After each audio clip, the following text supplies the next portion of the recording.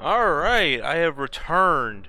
I did say, oh man, that was going to be my last video talking about Destiny. However, I carved out an asterisk saying that unless they really fucked up the season or episode or the fuck it's called, I will complain one last time. And here we are, my final time. I promise, this is the last time I'll fucking complain about Destiny on this channel. So yeah, more or less episode 1 more or less wrapped up. There might be an epilogue because I believe episode 2 starts in October. I have not bought the episode whatever pass. I only bought Final Shape, which came with episode 1. So I'll only be talking about episode 1 just in the future. I'm not going to be doing like episode 2 or whatever. I'm done playing Destiny after this. So, like I said before, I'll say it again. The real curse for Osiris is that the Vex will never get a proper storyline. Like I said, just out the gate, this seasonal story is horrible. The Vex are tangentially related to this, I guess, but it's more or less a space drama love story. And like I said, I'll break down just the overall story. Now, to be honest, I have not completed the story. I've only done up until the exotic mission, and then I watch other people do the rest because I just could not be bothered to. But I do know the ending, and I do know the story. So, the entire purpose of this episode was to introduce us to the idea of these things called echoes, which are fragments that escape from the Traveler after we defeat the Witness. There's 3 of them that we know of. One landed on Nessus, the other one went with somewhere in the Reef, and then the third one's probably something to do with the Hive. Maybe it's on the Dreadnought. But it's basically setting up this premise of the next 2 episodes. With this episode, the focus is on Nessus and the Vex because the Echo landed on there.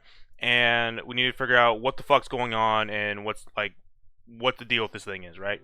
And you load in, obviously Saint and Osiris are there because again they're like the Vex people, and obviously you get to meet Failsafe again because again it's on Nessus and she hasn't been relevant for literally like 5-6 years. So you go and you find out that okay, the Vex are changing around this Echo and something is kind of commanding them to change because that's not their normal behavior. So as you investigate. And I'm going to start blowing past the story here, because again, there's not really much story outside of, like, if I'm cutting out all the drama, there really isn't much story. As you progress through the seasonal story, you find out that, Maya Sandesh actually still is alive, because if you don't remember the Veil containment, it was assumed that she died when she connected her brain to the Veil, but somehow she survived and became the conductor within the Vex net, and she's using the Echo command to basically control the Vex and to, quote-unquote, basically remake the Golden Age and take us to the new Golden Age, right? And again, her Echo is called the Echo of Command, which can compel people and things to action, as seen with the Vex, with the weird shackles on them, or or when she took over Saint. Again, this episode also connects to the ending of Starcross, because if you don't remember, in Season of the Wish, at the end of Starcross, on the last 3-week thing, you could access the portal, and it was a symbol of the Ishtar Collective, which again Maya Sandesh was from. So yeah, we found out, okay, Maya's alive, and she's kind of egomaniac, and she's doing crazy shit. And at some point, I'm trying to cut out all the fucking drama, and it's like so fucking bullshit. But at some point, you get to the Encore mission, and that involves, again, going into the core of Nessus and trying to confront Maya. And right before you get to the final boss, you find out that she's like with Osiris and Saint, because again, I will mention this melodrama is quote unquote relevant to the story. That Saint, I guess okay, I will save the rant for later. Saint is confronted with the truth that he's actually not our Saint from our timeline. That our Saint died, and the Sundial retrieved an additional copy or a similar copy from a different timeline to replace him, and he's having this moment of, okay, who am I really? And he's having this relationship issue with Osiris, and Osiris like, oh, it doesn't matter who you are, you're still the man I love or whatever. And that's to mirror Maya's obsession with finding her Chioma Essie, where she wants to find the exact perfect copy, which doesn't exist, because again, it's like theoretical and all in her mind. Because again, her perfect copy of Chioma would be happy with what she's become, but every other Chioma she's ever found, because you'll see in the mission, like if you keep repeating it, she keeps going through different versions of Chioma Essie, and she keeps deleting them, and she doesn't give an answer she likes, culminating with the cruel irony of she actually found the original Chioma Essie that was from the Veil Containment logs, like the original one, and she deleted her thinking that she wasn't the right one, even though she was the right one. And yeah, this all culminates with I forgot to mention the first time. So, oh my god, it's like the story's so bad. The first time you meet her in the pool radial area, she used the Echo Command, and Saint, you, and Osiris are like, oh shit, we gotta leave, we gotta confront her later. Then we come back, and then we confront her, and then she's controlling everyone again, but this time instead of Osiris, we have Ikora there, and Saint says, oh, I make my own fate destiny line, throws a Sentinel shield, Ikora throws a Nova Bomb at her, she sinks into the radial area, disappears. Saint also mentions that the Echo is still with her. So, again, if you're wondering, like, what the hell is going on with this disjointed story, like, what the fuck is going on, it's like, it's really hard to explain without getting to all the literal gay melodrama, and that's pretty much it. So that's the overview of the story. We find out the Echo's being controlled by Midas and Death. She's gone crazy, she's taken over the Vex, and we quote-unquote defeat her, but yet she's still in the Vex net, and she still has the Echo Command, so ultimately, nothing happened. Nothing happened outside of establishing another loose thread to tie up at some point, another little lifeline for Bungie to tug on when they're out of ideas. So, talking about problems with the story, I will say this outright. Again, Saint and Osiris. Osiris was, he has always been a bad character ever since he's been introduced. In the lore, he's way better, but in-game, he's really fucking bad. He's just a grumpy old man that constantly complains. Again, his character... It's very similar to Zavala. Before Lightfall, you could tell like Osiris was kind of gripping and reeling with the idea of becoming lightless, becoming humble, you know, instead of being a hard ass, being like more playful and joking. And then when Lightfall comes around, he's just a complete dickhead and he's just angry or whatever, right? Same with Zavala, where his character does a complete 180 for no fucking reason in the main campaign.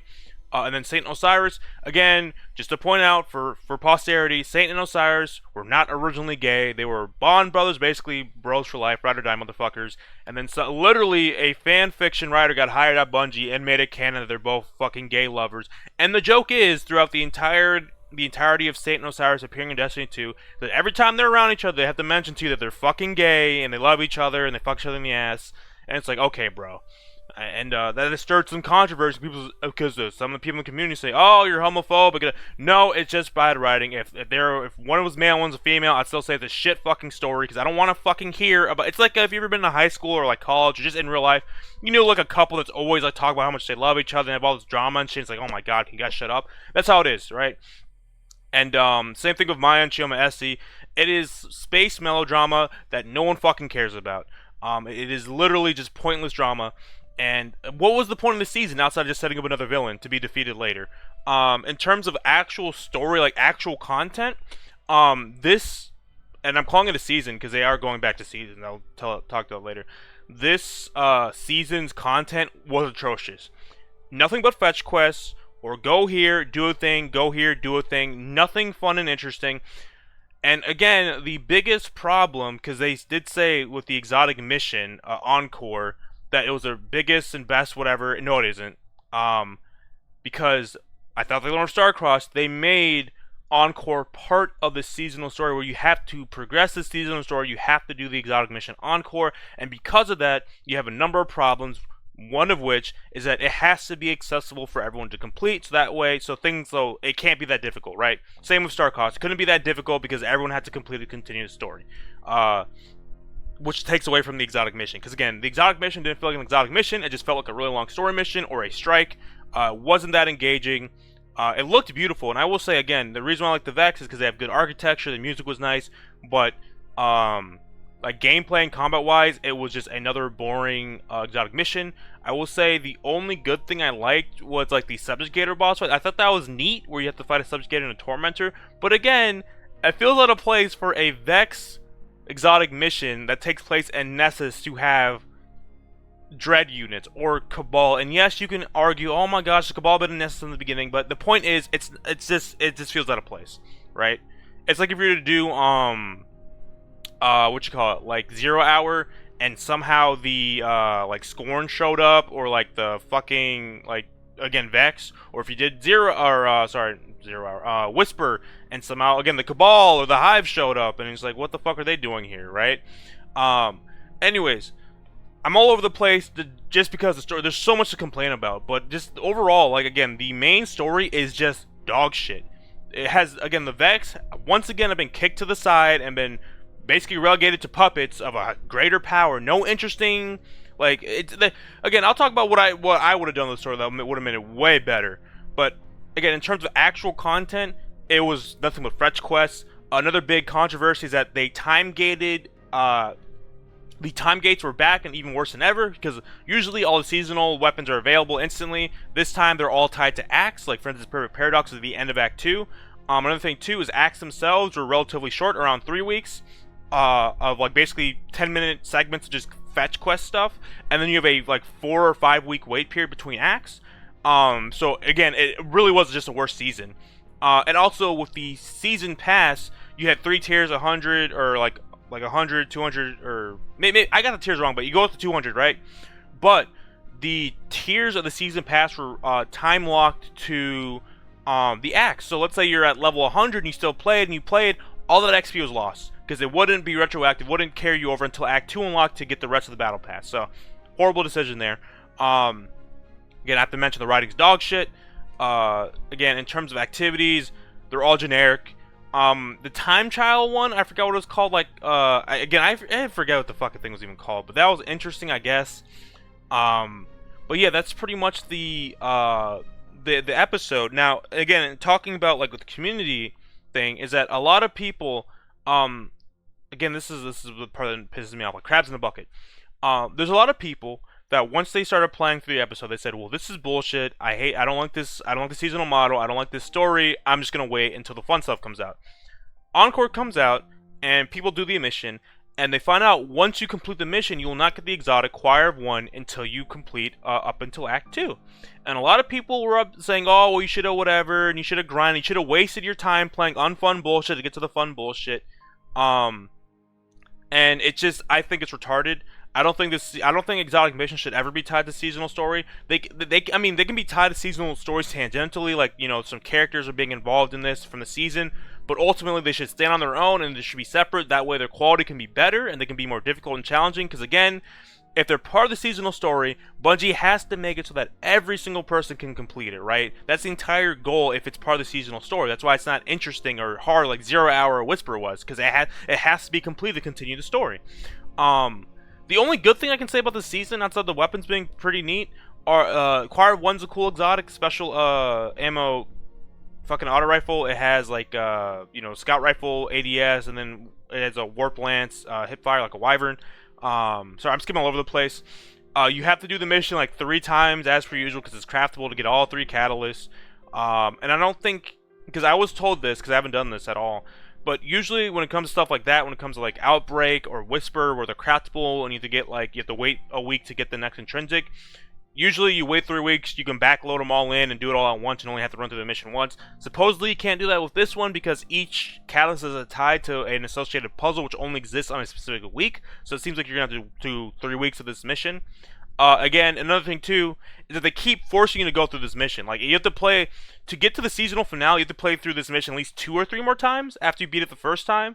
So even if you're not going for the catalyst, just having to literally being forced to do it to just finish the story is just horrible. I've said it for years that Bungie keeps screwing themselves over because they keep making people do content which would on its own would be fine if you take it in like small dose, but if you keep doing it, you're just gonna learn to hate it, right? So there's that. That's the overview of the season. Another thing too is that they mentioned that they wouldn't time gate Act 1, and I'm gonna call it now. I guarantee you people are gonna finish Act 1 within like a day or 2, and then people say, oh, but see, you wanted to remove time gates and now you have nothing else to do. But to those people, I will say to you this. Take away the time gating from Act 1. How long would it take to you to finish Act 1 of Echoes? Fuck it. Take all the time gating from this episode. How long would it take for you to finish this episode? How much content of, like, how long would it take for you to finish episode 1 Echoes? Like, a week? 2 days? I'm telling you. The reason why they time gate is because there's not a lot of content in these seasons. That's, like, been true since Undying. From day 1. Clearly, there's not enough content to last more than like a day or 2 or like a week, so they have to force you to wait for 3 months to get all the content. That's how it's always been. So there you go. That's episodes Act 1 Echoes. Sorry if I'm always disjointed. You know, this is the usual shit. I'm just beyond pissed. Because again, the Vex have been my favorite faction. Cool lore, all kinds of cool shit they can do, and like with the Vex in general, there's so much cool shit they could do, and and again, they killed off Corey in a fucking season. All the cool Vex have been killed off in fucking seasons or in some other off-script shit. And again, the story was supposed to be about the Vex, and it's just about literally gay space drama, or how do people say it? Gays versus lesbians, and it's like, I don't fucking care. I don't fucking care about any of these characters. I hope they all die. They all fucking suck. Satan Osiris fucking suck. Maya Sandesh sucks. They all fucking suck. They all are shells of their former self in lore. They are all better written in lore, and I'm sick and tired of every time they fucking show up, they have to remind me how gay they are. It's just fucking bullshit and boring. Again, this episode could have tackled Again, another issue of this episode is like, Maya Sandesh doesn't even feel threatening, because what is she doing? Oh, all the Vex have shackles on them. Cool. Are they doing anything? No. Not at all. Literally, there might be some things going on in the Vex net, but there's no anything outside of Nessus involving Vex. Nothing. Like, again, if I had the keys to the kingdom, you could have shown Vex incursions into other planets. You could have remixed some strikes, having Vex show up in there and having a weird Vex boss. Again, the fucking portal that has been open and fucking since Beyond Light that leads to Tau, the fucking Starforge, has not been addressed. You could have addressed that. That could have been part of the fucking seasonal story. But no, with the deal fucking gay and lesbian bullshit that doesn't fucking matter. I'm so pissed. There are so many ways I could have tackled this. Fucking more Vex combat frames. Like an escalation. You could say, oh, the Vex have been treated as jokes. Now, since they have this paracausal thing and they're learning how to use it, now they're saying, fuck it, just throw everything out there. Start making more combat frames that are infused with light and darkness shit. Like, they could have done 1,000 different fucking things, but they chose the worst fucking route. The worst fucking route. So, there you go. This is our one Vex story of fucking every 2 years, and it's dog shit, as all of them are. Splicer fucking sucked. Don't even get me started on Splicer. Fucking Curse of Osiris sucked. Undying sucked. Literally, like, if I'm thinking about how many Vex seasons we had Undying, Splicer. I guess you could count Seraph. But that's more of just the Witness and Wrathborn, and there were Soul Divisive and Spire, I guess, but I wouldn't really count that as a Vex season. Just saying. That's just me, though. You can disagree. But out of all the Vex seasons we have, they're all dog shit. All the Vex stories have all dog shit. And I hear this Cope saying, well, it's hard to write a good... No. It's not hard to write a good villain for the Vex. It's just the writers at Bungie fucking suck. Simple as that. Why do you think things like Terminator are popular? Oh my god, Terminator's about killer robots from the future. How can that be exciting? There's no human, there's no personal big bad in there. There's no humanoid, whatever the fuck. Yet Terminator's still a cultural icon. Everyone knows Arnold Schwarzenegger. It's almost like it. It's almost as if the writers just fucking suck. It's almost like the writers just fucking suck. Mind blown. Mind fucking blown. There you go. That's your fucking episodes, whatever. I had zero expectations, and they somehow fucked it even harder. Sorry, that was just me just spazzing out right there. You do not understand. I love the Vex so much. They're my favorite fucking faction. I love them so much. And the disrespect that the Bungie writer team have shown this fucking faction forever. Again, I just want to point out in the lore, they're the perfect fucking, enemy race. If it wasn't for cheating Paracausal bullshit, they win every fucking time. That's cool. That's fucking good. The Vaulted Glass, time travel, Paracausality, the fact that a single Vex unit can simulate the entire universe, cool shit that they can do. Such cool shit. But no, they're relegated to being pawns of some other fucking higher power that isn't even Vex related. It isn't even Vex. Oh, the Witness is controlling. Oh, Maya Sandesh is controlling. Oh, the Taken are controlling. I'm over it. Corey could have been the fucking boss for this season or this episode. They could have kept Corey alive. Again, a half Vex, half Taken, that has its own will, so kept over, but it's still partially Taken. Could have done some cool shit. By the way, if you don't know, Corey's the entire reason the Taken still existed post Oryx's death was because of Coria, because she figured out how to simulate fucking Taken, which is, again, one of the big rules that the Vex could never do was simulate Paracausal bullshit, but she could because she was half Taken. That would have been cool, but whatever. We get the fucking space drama that no one fucking cares about. I'm so pissed. God, I'm so angry.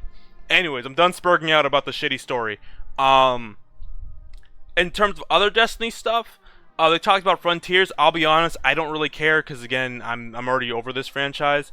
However, I do think it is funny because I did skim over this, and it was brought to my attention that I think seasons are going to be free. Like they're going to have 2 mini expansions, kind of like how we used to have House of Wolves, Dark Below, or Curse of Osiris, Warmind, instead of one big expansion every year.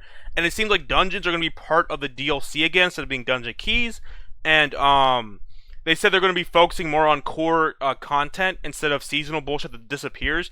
And again, it is so funny to me because, like I said in that last video I made, it's like this is exactly why I told you I would not want to continue playing this franchise, because it's like they either learn too late or they keep going back and forth, back and forth. Episodes were supposed to be the step up. The seasons are supposed to be better. That's why they were only 3 of them. That's why they were longer. And it was a worse season. They somehow went backwards, right? Like I said in Final Shape, there's no guarantee the next one will be better, right? They went backwards. And then when we look at the Frontier shit, they finally realized after, what, 4 or 5 years, half a decade of seasons being a thing, that, oh, duh, we shouldn't put all this effort and money into things that are just going to be deleted a year later. Duh, we should put money and effort into the core activities that have been lacking in every single expansion that I've been saying for literally years. Every post-Activision Bungie expansion has been lacking in core content, which is what Destiny is at the end of the day. You don't spend your fucking time playing the campaign every single second. You don't spend most of the time like doing like just fucking one-off missions. Like I've said this shit for literally for over a decade, for almost a decade. I don't know, fuck it, 6 years, however long Destiny 2's been around. I've been saying this shit forever. And I guess the community's finally starting to realize that. I'm glad. Just like Bungie, I'm glad it took you so long. Whatever. But yeah, there you go. That's your Destiny update. I've been, I know, these 2 months or 3 months, I've been saving up all my ranting energy just to fucking let it out like this. But it really is a disappointment. The artifact is pretty cool. I mean, I guess I can. Oh, is my controller dead? Actually, it's already been 15 minutes. That's why it died out. The artifact's pretty cool. Like you have Antibear Antibear Sniper Rifle, Overload Auto, and then you have all these perks that boost it. Stuff like, oh my god, holy shit, I forgot. Still Hunt. So when I talk to my friends about this, because some of them like to defend Bungie and stuff like this, and or like to make an excuse, and I'm like, how the fuck do you know, right? One of the things I used to say is that I feel like Bungie time gates their updates to make it seem like when the season drops there's more content. For instance, when it came to buffing hand cannons so they're usable in PvE for the first time in literally years, they could have just put that out in a hotfix instead of waiting till Season of the Witch to push it out. Why not just release it the week of when you finished it, right? And again, I said it's so weird because it seemed to me these are just number tweaks, and I'm not a developer, I'm not a coder. But if it's something as simple as changing numbers, I'm sure you can put that out as a hotfix instead of having to wait for certification to put out a big patch for console, right? Just an assumption, right? We look at Still Hunt. Still Hunt got nerfed, whether you think it deserved it or not, whatever. It got nerfed. It was supposed to be nerfed around August during the mid-season patch, like August 8th or something, and it was supposed to be 25% nerf to the damage when it's paired with Celestial Nighthawk, right? It got pushed weeks earlier. And then the nerf was from 25 to 33%. Which again, part of me, like, I don't really care. I never really used Still Hunt Nighthawk. I thought it was like boring, overpowered, so I didn't really give a fuck.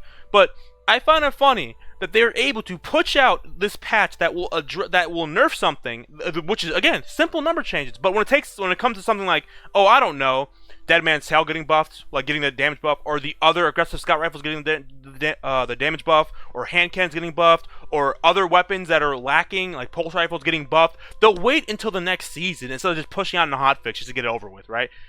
Like I said, just an observation. I found that interesting. My contempt and hatred grows every day, and that's why I haven't been playing this game. I was going to do a series about all the builds I use, and I did record like 2 or 3 videos, but then I just deleted them because I was like, I came to the realization that I don't want to be playing Destiny right now. I don't want to have to force myself to record this and play Destiny because I don't want to play Destiny. Like that fucking cost fallacy shit disappeared real fucking quick once I took a break from this game and did other shit, right? The other day I got invited to do a GM. I used my Starfire Warlock because, again, I am of the belief that I like the gunplay in this game a lot. The reason why I like Destiny 1 a lot is that gunplay was primary in your abilities to support you. With Destiny 2, the pendulum's in the other direction, where it's mostly abilities, and your guns don't really do much. For the most top builds, like I'm sure, yeah, there's some good guns out there, but you get the point. And I use Starfire because I think Starfire is kind of like that perfect balance between ability and gunplay. Because you have to use your guns to get kills to give you your super powerful fusion grenades, right? And your fusion grenades are just strong so they can delete stuff, and you have this nice little loop of using abilities to help your guns and use your guns to help your abilities, and it's like a nice little balance. I like that a lot. It's kind of like for instance, my no backup plans build is more of like it's definitely more gun focused than abilities. The abilities are just to help your guns be better, whereas the other, like, you know what I mean. So we're doing the Devil's Lair strike, which was like I think this week or last week, and they're both on Prismatic, and they just blew up everything. Everything. Prismatic is so like it. Again, I was like, this is a fucking GM. They just deleted everything, right? And at the end of the day, I'm not saying Prismatic needs to be nerfed. I'm not saying that at all. Again, I am a person where if something is simply overpowered, I will not use it if it's boring. For instance, Stillhut Nighthawk was simply so broken, so overpowered that it was funny the first couple times just deleting stuff, right? But then I'm like, it's kind of boring. I don't give a fuck. Move on to something else, right? But with Prismatic, it's like there's no gunplay. You're just spamming abilities and you just delete everything. And the reason why I find that annoying is that just like how they said they balance the game around well, they're balancing the game around Prismatic and having these builds where your abilities are just deleting rooms of enemies, right? Look at Warlords of the Ruin, right? Especially the final boss. If you don't have any way of like restoration or regen or devour, you're getting deleted. You're literally the amount of enemies that they throw at you is so much so that if you're not using a weapon that has like AOE potential, like Sunshot or a Firefly weapon or Explosive Hail, you're shit out of luck, right? And for someone like me, I don't really like that whole entire like horde mobbing game. So I use weapons like Hawkmoon, DMT, single target weapons, right? That's just the type of person I am. And I'm not saying the game needs to bend around my will, but it felt like they had again in the coil, you had certain activities that kind of catered to that playstyle where there's a lot of enemies, but it wasn't so much so that you felt like you had to have these super overpowered ability spam, like blow up everything builds, right? You can still get away with using Hawkmoon or other less optimal weapons, but it definitely seems like since Prismatic is so strong, they've definitely made more content in the realm of there's just a bunch of shit just deleted with abilities. And also, a lot of things have more shields now, even though I know match game is gone. Unfortunately, DMT and Hawkmoon don't work well against shields because you can't crit through a shield, right? So that is to say that, like, again, my love for the PvE is kind of really waned. Again, the only reason I've been playing is just to try to tweak and make this no backup plan build really nice, because this is the only joy I've had, is trying to make no backup plans really fun, because I like the idea of being like a CQC kind of dude, with like my Void Overshield giving me like that 35% damage boost, and then proccing Trench Barrel and just doing big gun damage. It worked out pretty well, especially with the new aspects of Unbreakable and stuff, so it's been pretty fun. I think I did make a video on that too, because, or maybe I haven't. The point being, another thing too of this season is that, like, focusing weapons, you used to just be able to focus a weapon just by unlocking it, but now you have to do like the specimens research quest or some shit, or at least back then you had to do like a simple challenge, which is just like, oh, just get kills with this weapon. So I now have to do like some other random fetch quests to unlock the ability to focus Perfect Paradox. I'm not doing that. I cannot be bothered to. If you're wondering what I would have run, it's basically just field prep Trench Barrel just for extra ammo, because again, Perfect Paradox kinetic, so 15% more damage against everything except for bosses, plus rapid fires have more ammo just intrinsically because of their frame, and then field prep has more ammo because field prep gives you more ammo. I would enhance both just for more ammo, and then better handling for Trench Barrel. There you go. I'm done. I'm done ranting and raving. Like I said, this I left the last video on my channel. I kind of want to leave that like as a positive thing. At least for Destiny stuff. I might post some other stuff. I have a ton of clips of other crap I play. But this episode has been so mangled and mismanaged that it makes me furious. It makes me so upset. And there's still people defending this shit. There's still people saying, "Oh my god, guys, the first season of any expansion is always bad. So the next one be." And when like Bungie could shit on them and they would thank them for it. Like that's what I'm getting from this. Like, it's been like this for a very long time. Funnily enough, there's a game I play called Helldivers 2 that has a similar controversy. Well, not similar, but it's just the idea that the devs don't know what the fuck they're doing and they keep fucking the game up. And the reason why you don't see me complaining about that game is that it turns out in that community there's a lot more people that are vocal about, like, you know, the people like glazing, as the kids say, the developers making dumb decisions and speaking out against it. Whereas in this community, it still seems like Bungie can do no wrong and that they're all poor innocent little developers and no one can say anything. And again, if you take away anything from what I've said over the last like 30 minutes of me ranting was, oh, clearly I'm just a hater and I want the game to explode, right? That clearly clearly me being upset about a season being bad and me not wanting to play the game anymore because it's just such bad writing, is me just being a hater and wanting the game to fail. Clearly, right? That's if you're gonna take away anything from this. So yeah, sorry, this is a lot of high energy, a lot of rambling and ranting, but I just cannot believe that this is so bad. This is easily one of the worst fucking seasons we've had. It's worse than Plunder, in my opinion, because at least Plunder, I don't know. I mean, Plunder was pretty bad too, let's be honest. But I'll say this is worse because I like the Vex more, and again, it's just the literal gay drama is what fucking pisses me off. I cannot fucking stand it. I just don't, and you can call me homophobic, whatever. I just don't like that Saint and Osiris have become caricatures of themselves, and the only defining feature of them is that they're fucking gay for each other. That's it. No, this one isn't the legendary Titan. Saint isn't the legendary Titan anymore. Osiris isn't the legendary fucking Warlock anymore. They're just two gay butt buddies. Like, it's just, whatever, man. Whatever. Again, the Vex will never get a fucking good storyline because the writers don't want to. Can't wait for the next fucking, another Scorn Hive storyline, because again, in terms of storylines, we've gotten pretty much every faction, like in spades. Like, we've gotten Fallen storylines, we've gotten Hive has been the focus of this game for like the last 10 years. Same as Taken. I count Taken and Hive more or less the same. And then obviously Cabal of Kaido. Cabal storyline's been pretty good. I like Kaido a lot. She's a pretty good character. And the only reason why I tolerate the Hive is because Eris. I think Eris is, again, probably the best written character in this game, and then Kaido's like close second. Two well-written characters. Interesting stories and stuff like that. But when it comes to Vex, there's no storyline involving the Vex because the writers cannot write the fucking Vex to be good. Also, I think they might have killed off Asher Mir because there's like a throwaway line where Osiris is saying it's hard to maintain consciousness inside the Vex net or something, which might allude to something like that. Also, again, Avalon, which I want to say took place during Lightfall, right? Season of Defiance. Was Avalon Defiance? I want to say so. Point being, the Veil has not been mentioned up at all. The Veil has been not mentioned at all.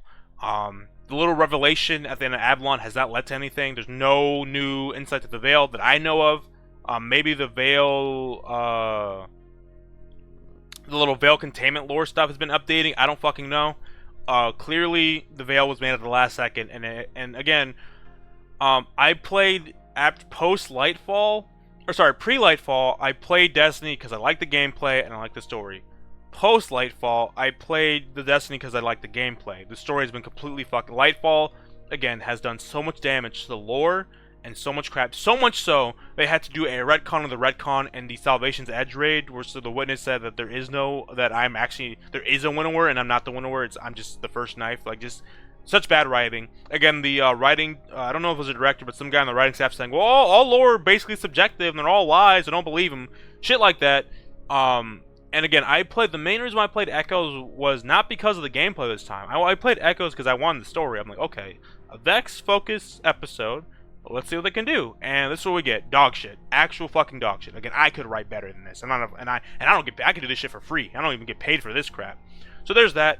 In terms of the future of Destiny, people are saying like Destiny might be dead, it's all over.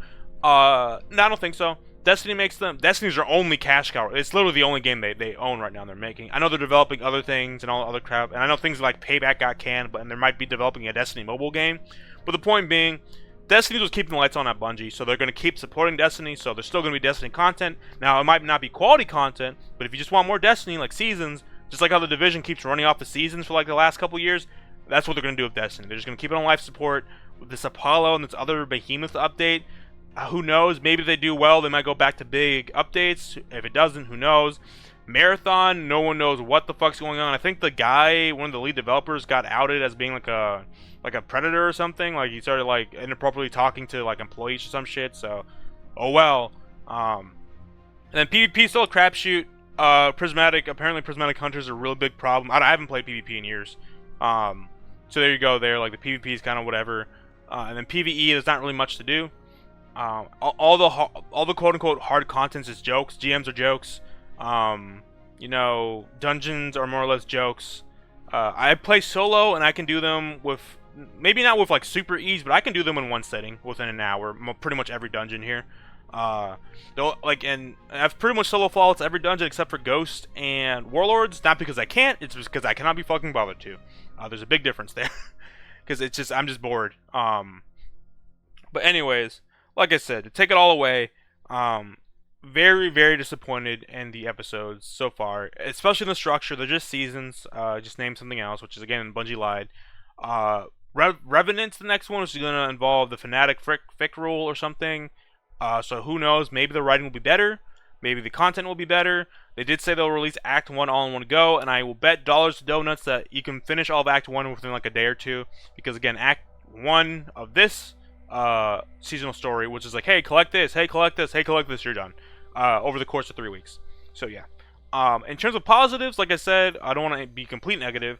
I think again the sandbox, like in terms of like guns and stuff, are really cool. Like the seasonal artifacts are really cool. Because you had different, you could focus on. It wasn't just like one element. It wasn't like Season of the Witch, where just Strand and Solar, and then a little bit of Stasis, right? There's a little bit of everyone, something for everybody in this seasonal artifact. We have a lot of champion stunning mons now. We had Overload Sword. We have Antibarrier Scout. We have multiple options now on top of the verbs. So the sandbox in terms of like stuff like that's been pretty good. The weapons themselves, like Creation, another aggressive. The new 2-burst archetype is really strong, like Nullify, really good.